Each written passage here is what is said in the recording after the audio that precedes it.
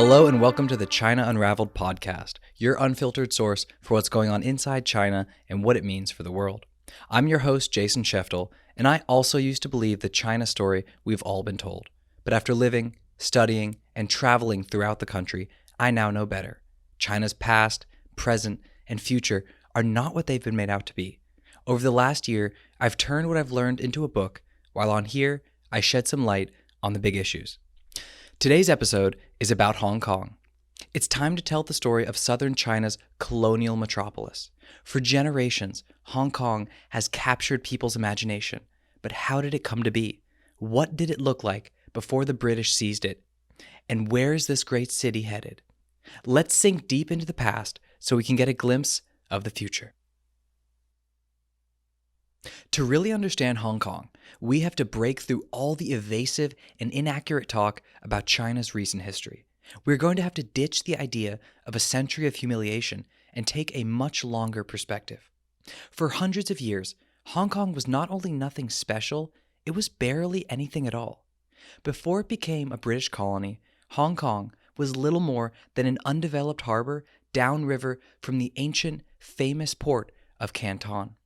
Look south from the Kowloon Peninsula above Old Hong Kong at almost any point in Chinese history, and you would see at most a small fishing village or some clumps of migrants, refugees, pirates, or maybe a few of the soldiers that had just cleared them off the island. Only the last few decades of communist propaganda pretends that Hong Kong was ever anything other than, in the words of an old British Prime Minister, a barren rock.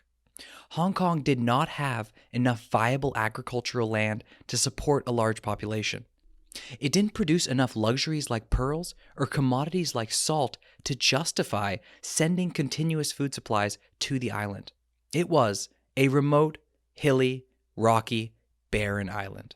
But its saving grace was its great natural harbor, deep water for large ships, and an indented coastline shielding it from storm surges. Without this natural harbor, there would have been no Hong Kong. But for Hong Kong to make anything of this harbor, for Hong Kong to become anything at all, it needed one thing: trade. Without trade, Hong Kong's future was to be little more than one of the many outlying islands surrounding the Pearl River Delta.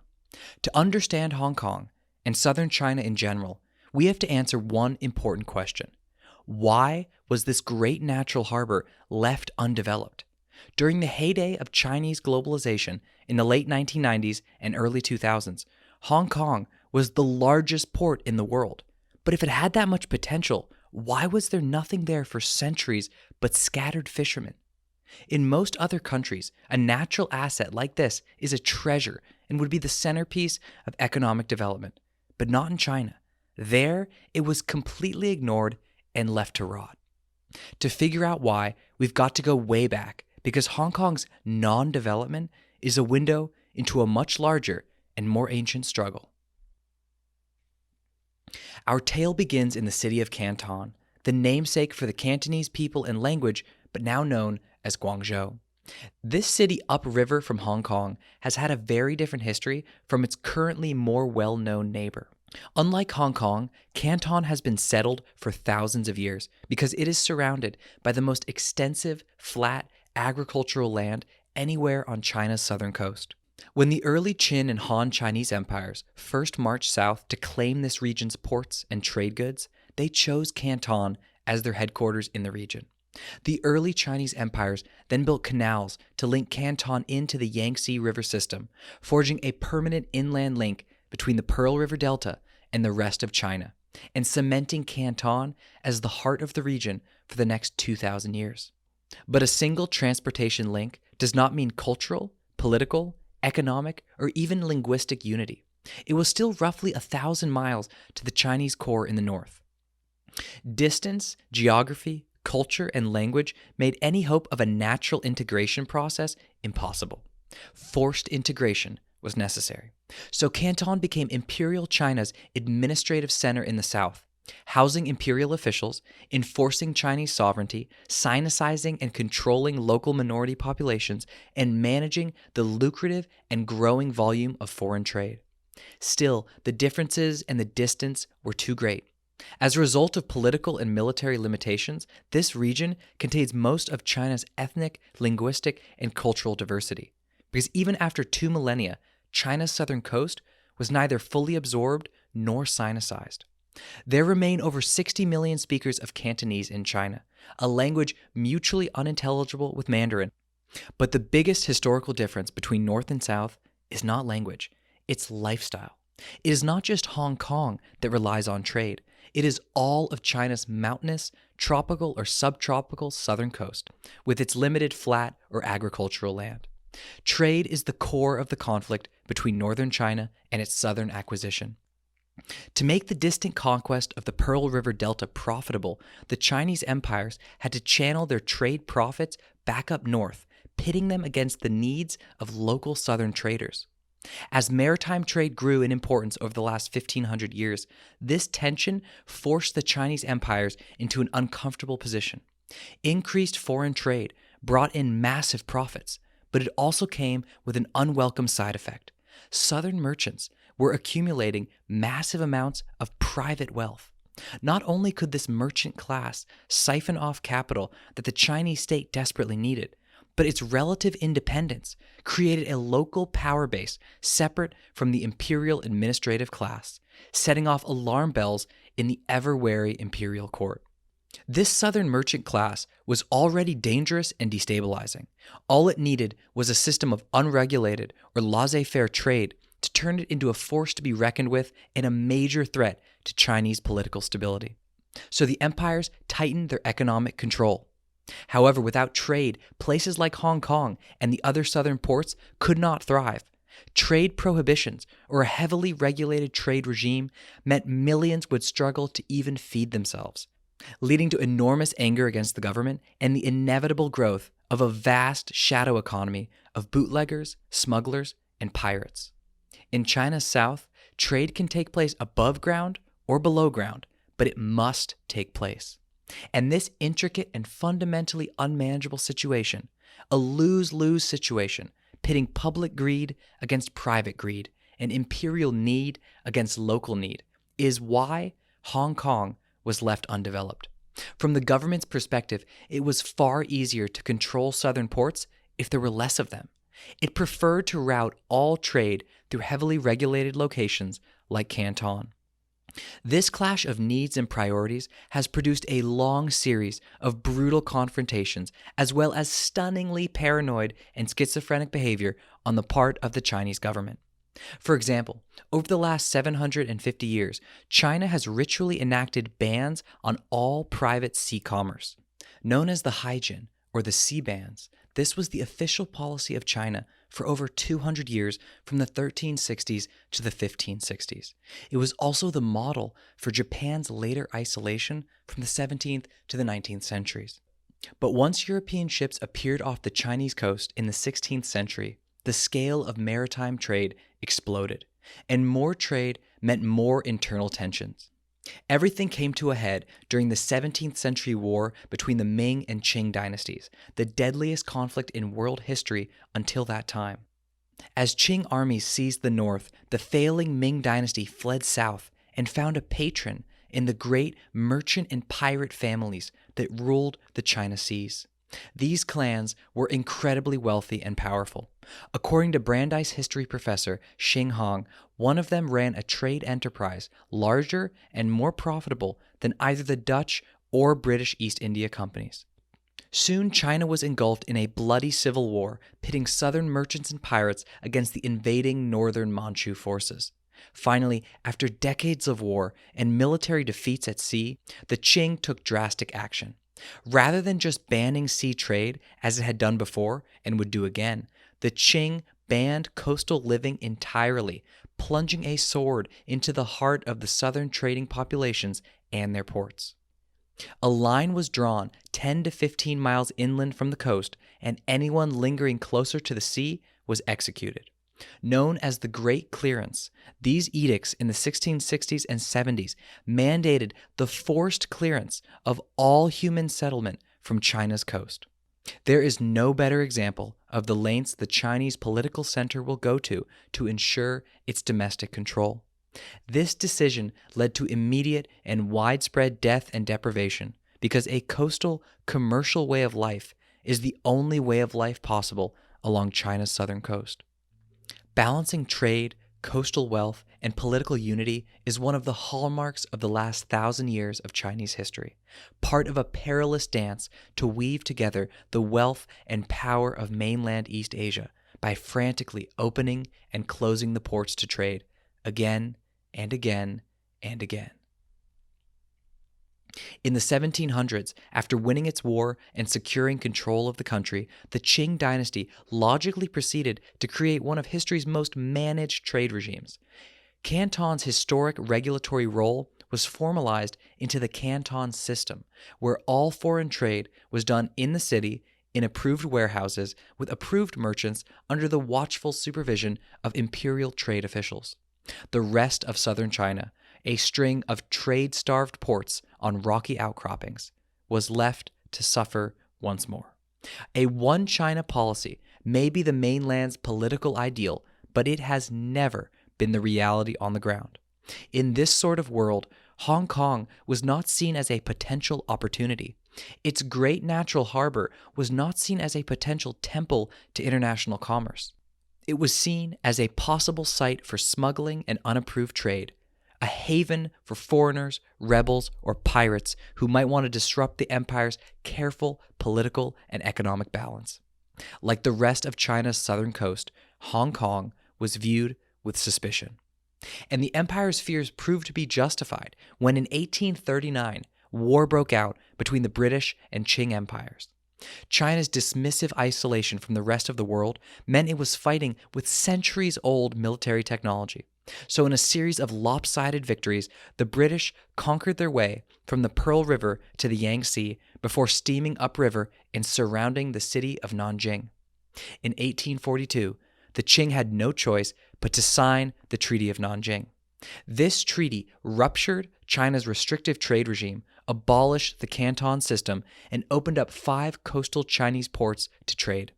These ports came to be known as treaty ports because the Chinese government was bound by treaty to keep them open to trade, and 5 would soon balloon into over 50. At the end of the First Opium War, China lost its necessary control over trade.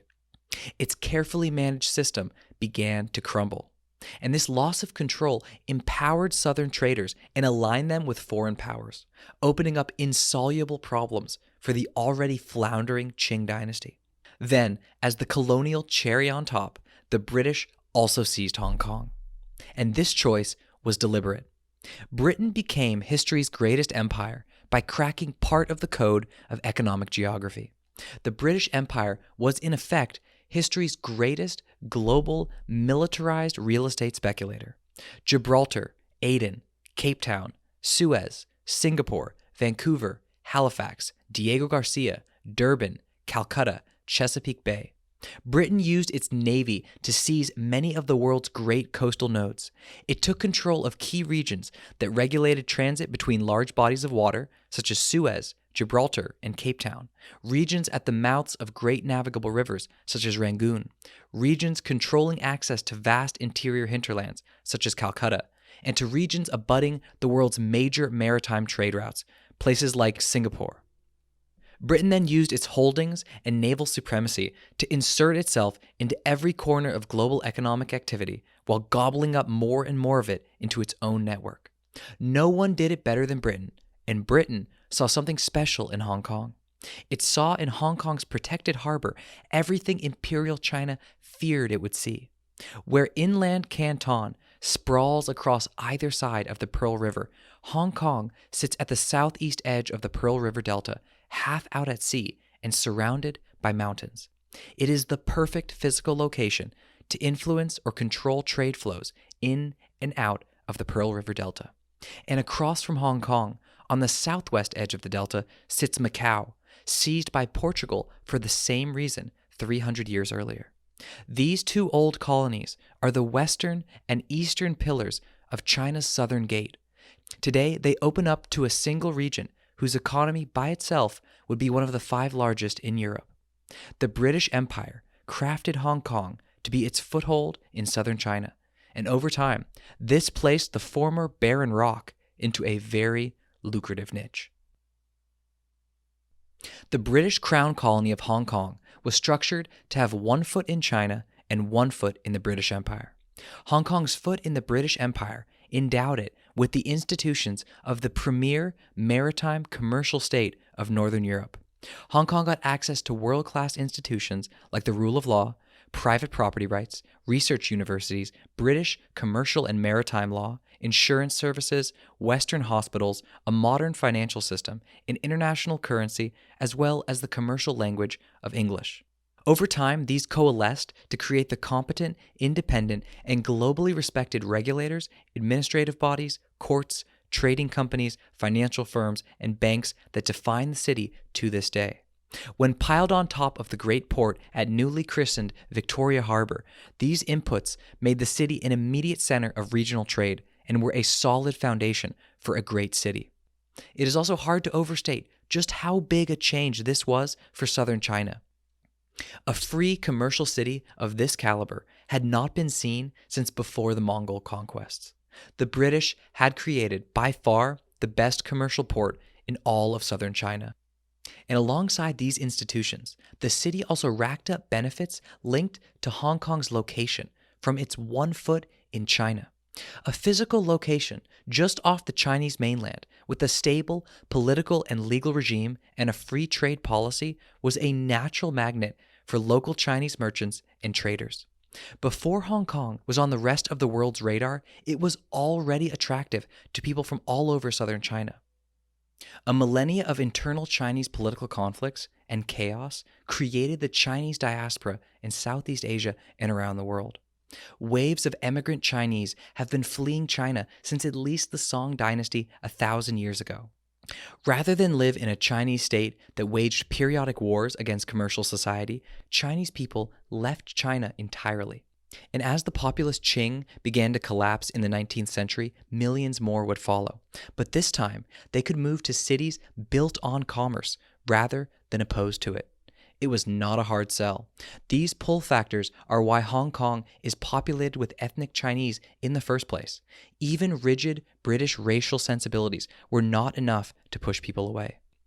Once it became a nexus of southern traders, Hong Kong gained major advantages. Its physical, demographic, and cultural roots in southern China connect it to the people and businesses on the mainland. Hong Kong residents are the perfect group to interface with the mainland. There's unmatched cultural, ethnic, and linguistic compatibility between the two, and especially with the lingering trading populations in the Delta and peppered across the southern coast. Later on, there would also be an economic match between Hong Kong and the masses of unskilled labor on the other side of the border. But while Hong Kong maintained all sorts of connections to China, there was one firm dividing line: politics. Hong Kong maintained its stability and economic viability by removing itself from mainland Chinese politics. Unlike the rest of China, Hong Kong's first 150 years were not ravaged by chaos. It largely avoided the recurring civil wars, warlords, famines, invasions, natural disasters, and other problems afflicting the mainland. Hong Kong's one brutal wound was by Japan during World War II, when the forced depopulation of the city cut the population by almost 40%, or over 1 million people. After 1949, Hong Kong was also fortunate enough to miss out on the insanity of the Maoist era. There was no great leap forward or cultural revolution in the Crown Colony. Political distance let Hong Kong live on the threshold of China, thriving as a beacon of relative stability. Instead of strife and unrest, Hong Kong experienced growing prosperity as a strategic node in the British imperial trade network. But Hong Kong did not truly bloom into what it is today under the British Empire. That time only laid the foundation. The skyscrapers really started rising in force after World War II, when Hong Kong functionally ditched its British imperial membership for membership in the new American global system.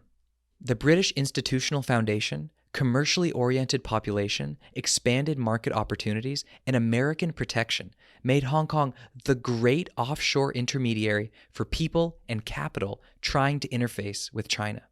Hong Kong became much of the world's primary point of connection to the mainland. It had almost unparalleled advantages for mainland Chinese looking out, for emigrant Chinese looking in, and for foreigners looking in any direction. Hong Kong used its talent, capital, and borderland status to cement a remarkable position in the world economy. As a unique intermediary to China, it developed a useful and then a privileged position in world trade. As a cosmopolitan port with an open, free, entrepreneurial culture, it built enduring advantages in the global marketplace. Trade, whether financial or physical, is what made Hong Kong possible, the same reason today as 1,000 years ago. But for Hong Kong to truly thrive and prosper, it needs some form of the independence from its surroundings it first gained under the British. For it to continue to prosper, Hong Kong has to remain an intermediary with one foot in two worlds. It needs to avoid getting squeezed by either the mainland or any foreign benefactor. It can never allow any other power to force it to jump all in for either side. If that happens, Hong Kong will lose what makes it special. And a Hong Kong that is no longer special ceases to be Hong Kong and may cease to exist entirely.